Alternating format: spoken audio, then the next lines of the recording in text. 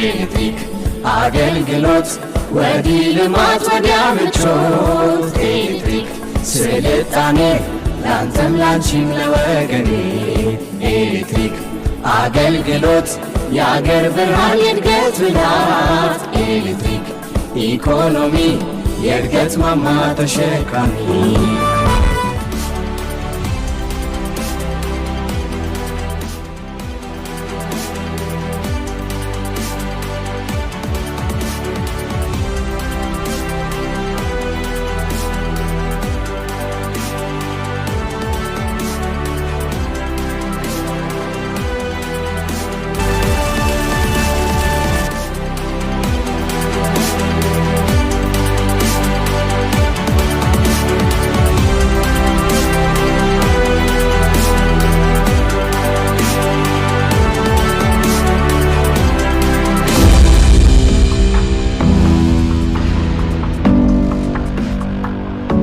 ክቡራን ደንበኞቻችን ያለኝ መልእክት ምንድነው? ይሄ ኤሌክትሪክ መሰረተ ልማት የህዝቡ ሀብት ነው፣ የሀገር ሀብት ነው። የሚጠቀምበትም ህብረተሰቡ ነው፣ ደንበኞቻችን ናቸው። ኃይል ሲቋረጥ በመጀመሪያ ደረጃ የሚጎዳው ደንበኞቻችን ናቸው የሚጎዱት። በሌላ በኩል ደግሞ መሰረተ ልማቱ በሁሉም ቦታ ተበታትኖ ያለ በመሆኑ ሌላ በጥበቃ በተለያዩ እንትኖች መጠበቅ አይቻልም።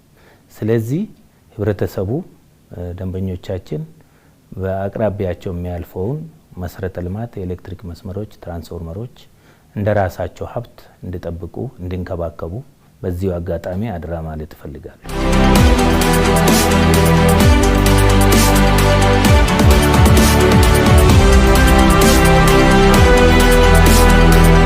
የኢትዮጵያ ኤሌክትሪክ አገልግሎት በአገልግሎት አሰጣጥ ሂደት ውስጥ ከሚያጋጥሙ የሥራ ላይ ተግዳሮቶች ውስጥ አንዱ የኃይል መቆራረጥ ሲሆን ይህም በተለያዩ ምክንያቶች የሚከሰት ነው። ኤሌክትሪክ መቆራረጥ በዋናነት ብሮድሊ በሁለት ከፍለን ማየት እንችላለን። አንደኛው በእቅድ ላይ የተመሰረተ የኃይል መቆራረጥ አለ።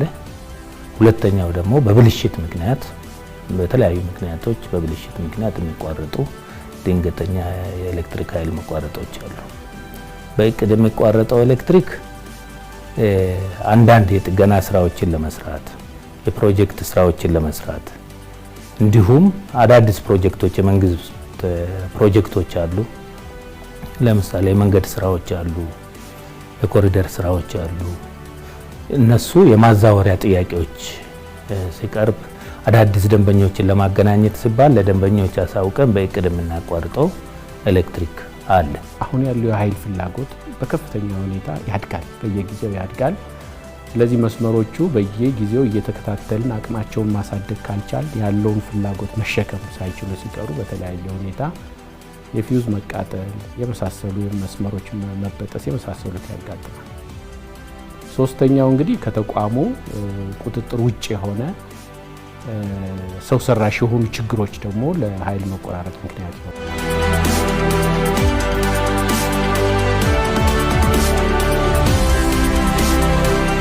የኢትዮጵያ ኤሌክትሪክ አገልግሎት ይህንን የኃይል መቆራረጥ ችግር ለመፍታት ታዲያ ያከናወናቸው ከሚገኙ ተግባራት መካከል የኃይል መቆራረጥ እንዲፈጠር መነሻ ምክንያት የሚሆኑ ዛፎችን ከማስወገድ ጀምሮ አጠቃላይ የመልሶ ግንባታ ስራዎች ተጠቃሽ ናቸው።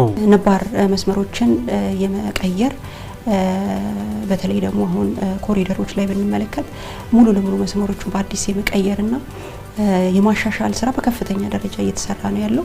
በዚህም ከፍተኛ የሆነ ለውጥ እየተመዘገበ ነው ያለው። ከዚህ በተዋረድ በሪጅኖች እንዲሁም በማዕከላት ደረጃ የሚሰሩ የተለያዩ የኃይል መቆራረጥን ሊቀንሱ የሚችሉ ስራዎች እየተሰሩ ከፍተኛ ርብርብ እየተደረገባቸው ይገኛል። የኤሌክትሪክ መሰረተ ልማት ውስጥ የገቡ ዛፎች ካሉ አስቀድሞ በንፋስ ወር አድጎ መሰረተ ልማቱ ላይ ከመውደቁ በፊት መቁረጥ ክሊራንስ አለው። 3 ሜትር በግራ 3 ሜትር በቀኝ በተለይ በመካከለኛ መስመራችን ውስጥ ዝቅተኛ የተወሰነ ቶለራንስ አለው።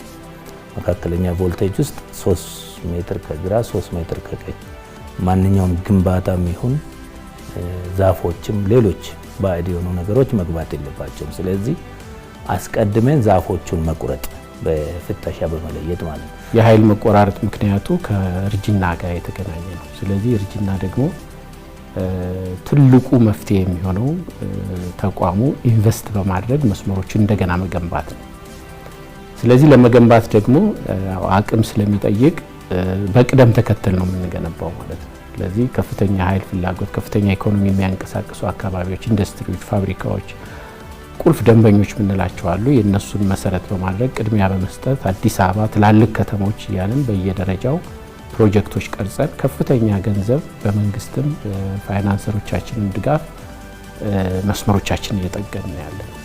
ስለዚህ ይሄ ትልቁ የሪፎርም ስራ ኢንቨስት ማድረግ ነው። በቃ ገንዘብ አውጥቶ መገንባት የሚለው ነው። ሶስት ሊወርቅ የደረሰ ካለ በመስመር ውስጥ ካሉት ማለት ነው እነሱን መቀየር፣ የረገቡ ሽቦችን መወጠር፣ የላሉ ኢንሱሌተሮች ስኒ የምንለው አለ እነሱን የመቀየር ስራ።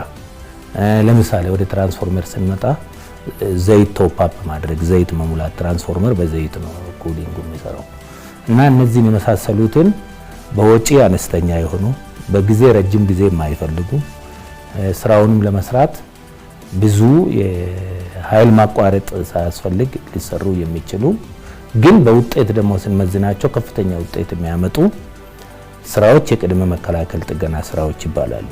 በፍጥነት እያደጉ ያሉ የኃይል ፍላጎቶች ያሉባቸውን አካባቢዎች በተለያየ ጊዜ በማጥናት እነሱን ደግሞ ከፍላጎቱ ጋር የማመጣጠን ስራዎች እየሰራን ነው።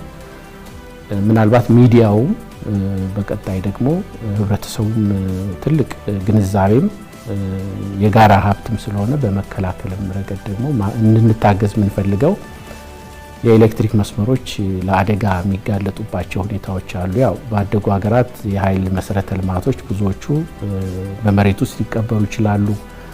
አማራጭ ኃይል መስመሮች ሊኖሩ ይችላሉ። እኛ ግን ያው ካለን ከሀገራችን አቅም አንጻር ብዙ ደንበኞቻችን የሚያገኙት ከአንድ መስመር ሊሆን ይችላልና እነዚህን መስመሮች ከተለያየ ሰው ሰራሽ አደጋ ለመጠበቅ እንዲሁም ደግሞ ከስርቆት ከመሳሰሉት ለመጠበቅ ደግሞ የህብረተሰቡን እገዛ እንፈልጋለን ማለት። በኤሌክትሪክ መሰረተ ልማቶች አቅራቢያ ባዕድ ነገሮች እንዳይነኩ የግንባታ ስራዎች የሚሰሩ ዛፍ የሚተከልባቸው ሁኔታዎች ከመሰረተ ልማት የሚጠበቀውን ያክል ርቀት ጠብቆ የመትከል የመሳሰለው ለኃይል መቆራረጥ ችግር መፍትሄ ይሆናል ማለት ነውና በእነዚህ ጉዳዮች ላይ ነው ከፍተኛ የሆነ የሪፎርም ስራ እየሰራን ያለነው። ለዚህም በጀት ዓመት ወስደን ስናይ ወደ 180,000 ኪሎ ሜትር መስመር አለን። ከዛ ውስጥ ከ62,000 በላይ መስመሮችን ፈትሸናል።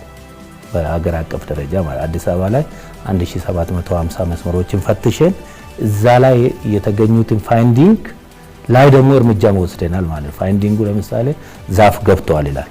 በጂፒኤስ ተመዝግቦ ነው የሚያዘው። ዛፍ ሲገባ ዛፉን መቁረጥ ስራዎች መስራት ማለት ነው፣ እርምጃ መውሰድ። ከተገኙት ግኝቶች ውስጥ 92 ከመቶ ላይ እርምጃ ተወስዶ የማስተካከያ እርምጃ ተወስደዋል። ትራንስፎርመርም ከ67,000 በላይ ፍተሻ ተደርጎ 86% ላይ እርምጃ ተወስደዋል፣ የማስተካከያ እርምጃ ማለት ነው። ስለዚህ እነዚህም በመስራት የቅድመ መከላከል ጥገና በመስራት ሊመጣ የነበረውን ኤሌክትሪክ ኃይል መቆራረጥ መቀነስ ማለት ነው።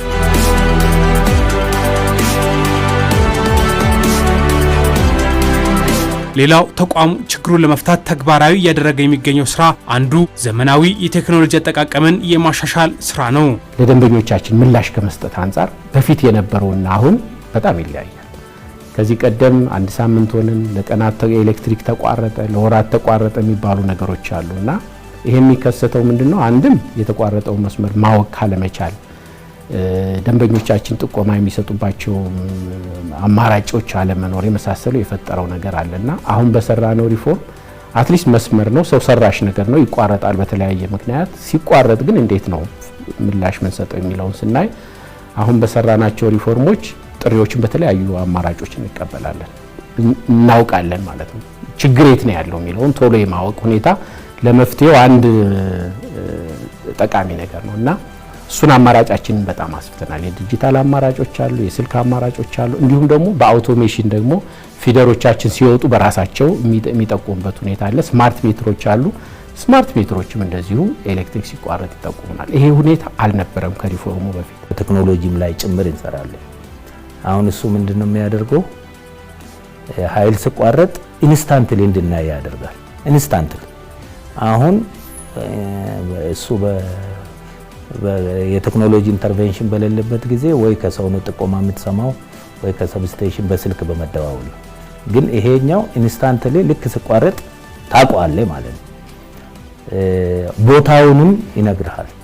ስለዚህ ክሩ ዲፕሎይ አድርገ ቶሎ እርምጃ ትወስዳለህ። ረጅም ጊዜ የሚወስደውን ኃይል ተቋርጦ የሚቆየውን ታሳንሰዋለህ። አንድ እርምጃ ያልወሰደ አካል ላይም የተጠያቂነት ስርዓት ታሰፍናለህ።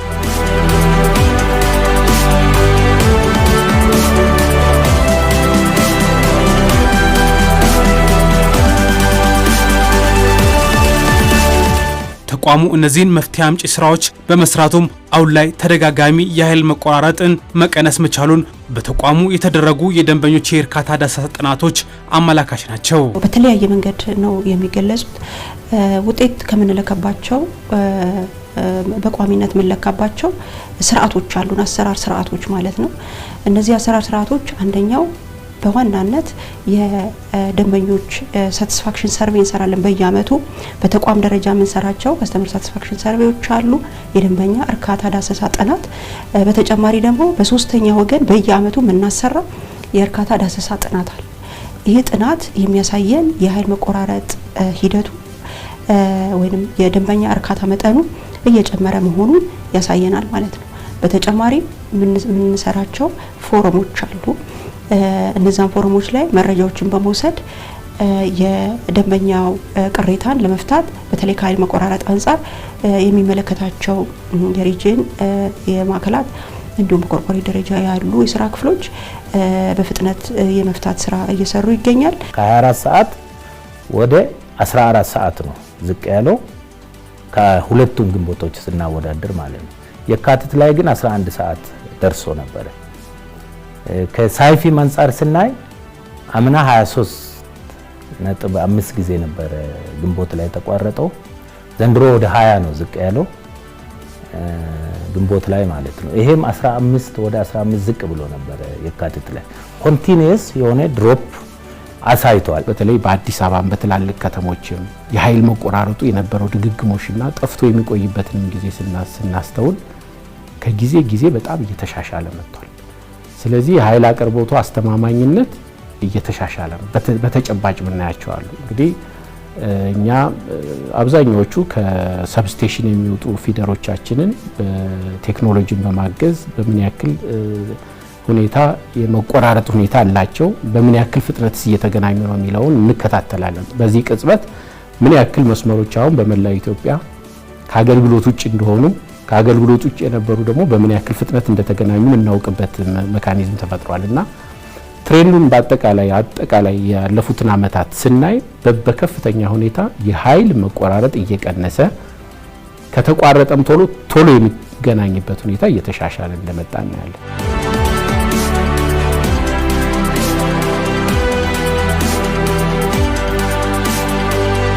የመልሶ ግንባታ ባልተሰራባቸው የክልል ከተሞችም የኃይል መቆራረጥን ለመቀነስ በትኩረት እየተሰራ ሲሆን በዚህም የስድስቱ ከተሞች መልሶ ግንባታ ስራ ተጠናቋል።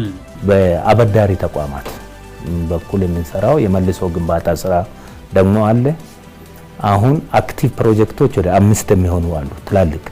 አንደኛው ስድስቱ ከተሞች የምንለው ነው። ጎንደር፣ ደብረ ማርቆስ፣ ኮምቦልቻ፣ ሀረሪ፣ ሻሸመኔና ወላይታ ላይ የሚሰሩ በድምር ወደ 1000 ኪሎ ሜትር የሚጠጋ የዲስትሪቢዩሽን መስመር የማሻሻል ስራና ወደ 400 የሚጠጋ የዲስትሪቢዩሽን ትራንስፎርመር ደግሞ አቅም የማሳደግ ስራዎች ናቸው የተሰሩት። ይሄ ፕሮጀክት በዓለም ባንክ ነው ፋይናንስ የተደረገው፣ ሙሉ በሙሉ ተጠናቀዋል። ሁለተኛ 10 ከተሞች የምንለው አለ። 10 ከተሞች አሶሳ፣ ጅጅጋ፣ ደብረ ብርሃን፣ ቢሾፍቱ፣ ሱሉልታ ወደ 10 ከተሞች ዲላ፣ እነዛን ጨምሮ ደግሞ 10 ከተሞች የሚባሉ አሉ። 3ቱ ኦልሬዲ ስራ ጀምረዋል። የቀሪዎቹ ደግሞ በኮንትራት ሂደት ሰሞኑን የሚፈራረሙ አሉ። በኮንትራት ሂደት ውስጥ ናቸው። እነዚህም በዓለም ባንክ ፋይናንስ የተደረጉ ናቸው። ከዛ ቀጥሎ 72 ከተሞች የሚባሉ አሉ።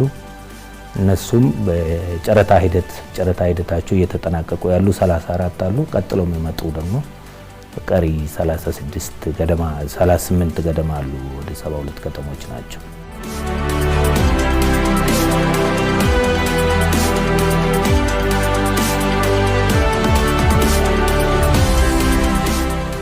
የኃይል መቋረጥን የሚፈጥሩ ችግሮችን ለመፍታት ተቋሙ ከሚያከናውናቸው ተግባራት ጎን ለጎንም የኃይል መቋረጥ ሲያጋጥም ፈጣን ምላሽ የሚሰጥ የአስቸኳይ የጥገና አደረጃጀቱን የማሻሻል ስራ በትኩረት እየተሰራበት ይገኛል። አስቸኳይ ጥገናን እንዲሁ ለማሻሻል ደግሞ ከኃይል መቋረጥ ጋር የሚኖር ቅሬታን ከደንበኛው ጥያቄውን ካቀረበበት እስከ ምላሽ ካገኘበት ድረስ መከታተል የሚያስችል የሲስተም አማራጭ እንደዚሁ እየተገበረ ይገኛል። ይህም ደንበኛው አሁን ባለ የአሰራር ስርዓታችን መሰረት ሪፖርት ያደርጋል። የመዝገቢያ ዲጂታል አማራጮች አሉ። መልቲሚዲያ ቻናል እንጠቀማለን። የ904 የ905 ደንበኞች ግንኙነት ሴንተራችን አማካኝነት ማለት ነው። በተጨማሪም በሪጅኖቻችንና በማዕከሎቻችን ማለት ነው። ይህ መረጃ ከመጣ በኋላ ወደ ሲስተም ነው የሚመዘገበው። ከዛም ወደ ኤፍኦኤ የምንለው አሁን በትግበራ ላይ ያለ የሲስተም አማራጭ ተከትለናል። ይሄ ፊልድ ኦፕሬሽን አሲስታንት ቱል ነው።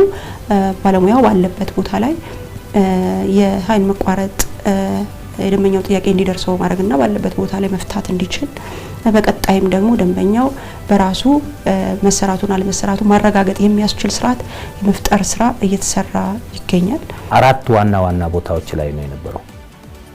ሰንተራቸውን 4 ቦታ ያደርጉና የኃይል መቋረጥ ሲኖር በዛው እንትን ያደርጋሉ። አሁን ወደ 16 አሳድገናል። እሱ 16 ስናሳድግ ምንድነው አሁን 4 ቦታ ሲሆን ትራፊክ ጃም አለ፣ ርቀት አለ፣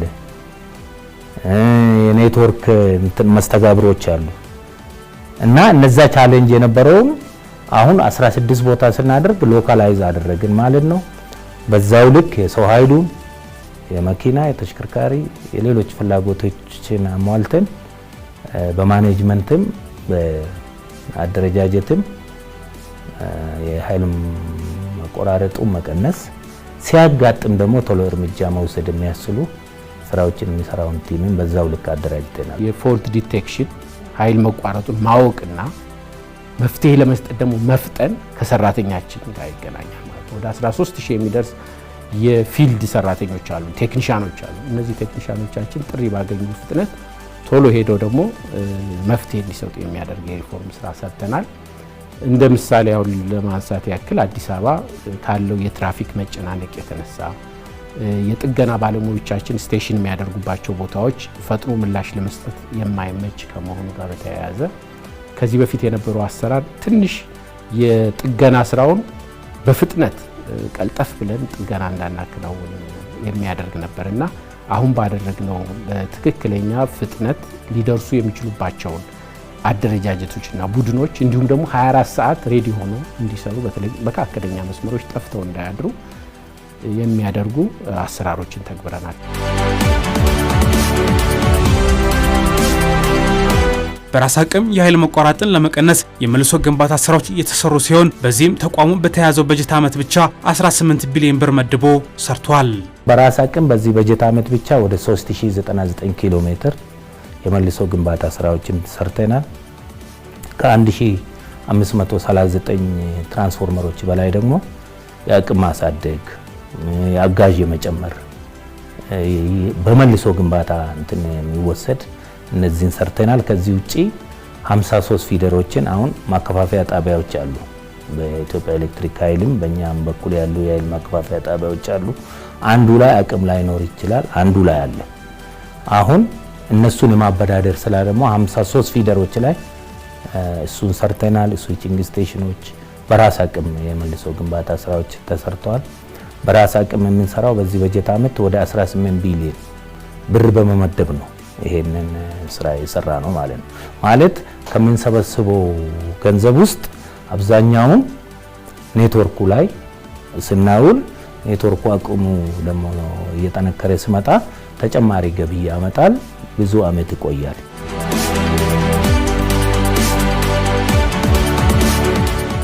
በቀጣይ ጊዜያት የተጀመረውን ስራ በማጠናከር በቴክኖሎጂ የተደገፉ ስራዎች እንደሚከናወኑ ተጠቁሟል። እየተተገበሩ ያሉ የቴክኖሎጂ ኢንተርቬንሽኖች በተጨማሪ ኦሬዲ የተገበርናቸው በጣም ብዙ የቴክኖሎጂ ውጤቶች አሉ። በቀጣይም ደግሞ በተለይ ከኃይል መቆራረጥ አንጻር ሊያግዙ የሚችሉ ፕሮጀክቶች አሉ። እንደነ ስካዳ የጂአይኤስ ሲስተሞች በተቋሙ እየተተገበሩ ያሉ ናቸው። መጪው የክረምት ጊዜ ከመሆኑ ጋር ተያይዞም የሚፈጠረውን የኃይል መቆራረጥ ለመቀነስ ተቋሙ ከወዲሁ ይህንን ታሳቢ ያደረገ ዝግጅት አድርጓል። ለክረምቱ ሰፊ ዝግጅት አድርገናል። አሁን አይደለም ከመጋቢት ጀምሮ ቅድም የገለጽኩት የፕሮጀክት ስራዎችንም ጨምሮ በርካታ ስራዎችን እየሰራን ነው። አንደኛው በጣም ለዛ ሊጋለጡ ይችላሉ የተባሉትን ቬሪ ዊክ የሆኑ የኤሌክትሪክ መሰረተ ልማቶችን በመለየት የቅድመ መከላከል ጥገና ስራዎችን እስከ ሰኔ 30 ማጠናቀቅ ነው። በሁሉም በእቅድ ተይዞ ሳምንታዊ ግምገማዎች እየተደረጉ እየሰራን ነው። ከብልሹ አሰራር ጋር በተያያዘም ማህበረሰቡ ህጋዊነትን ለማረጋገጥ ትክክለኛ አሰራር እንዲከተል ጥሪ ቀርቧል። ደንበኞች ላቀረቡት ጥያቄ ምላሽ የማይሰጥ አደረጃጀታችን ላይ ያለ ማንኛውም አካል ካለ እስከ ዋናው መስሪያ ቤት ድረስ ቢሮአችን ክፍት ነው። ቅሬታ ለመስማት ቅሬታ በተለያየ መንገድ እናዳምጣለን።